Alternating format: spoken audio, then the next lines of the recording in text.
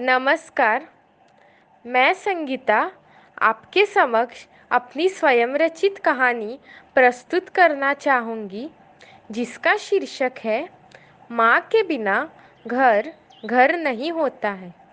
निशा उठो, 8 बज गए। मुझे नाश्ता बनाने में मदद करो, माँ चिल्लाई।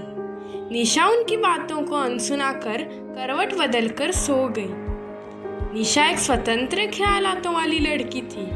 उसे घर की कामकाज में बिल्कुल भी मन नहीं लगता था। वो अपनी माँ का घर के कामकाज में हाथ नहीं बटाती थी और अपनी माँ की हर बात को अनसुना करती थी।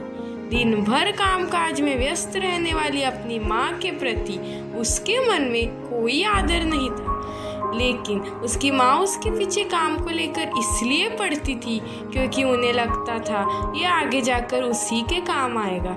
परंतु माँ की एक नहीं सुनती थी निशा। एक दिन गांव से अचानक फोन आया कि निशा के दादाजी की तबीयत कुछ ठीक नहीं होने के कारण निशा के माँ बाप को वहां जाना होगा।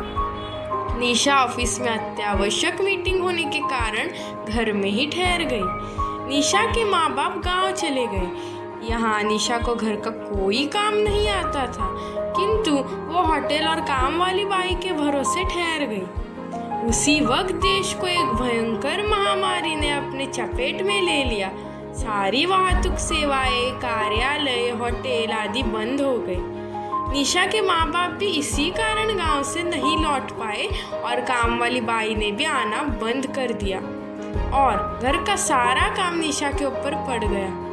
खाना बनाने की अकुशलता के कारण निशा को फल खाकर भूख पर काबू पाना पड़ा। आज पहली बार वो अपनी माँ की कही उन बातों पर गौर करने लगी। माँ के अनुपस्थिति पर उसे अपना घर काट खाने को दौड़ रहा था। वो मायूस होकर ये सोचने लगी कि सच में जिस घर में माँ नहीं वो घर घर नहीं। वो उदास होकर एक कोने में बैठी रही। उसे उसकी माँ की कमी सताने लगी।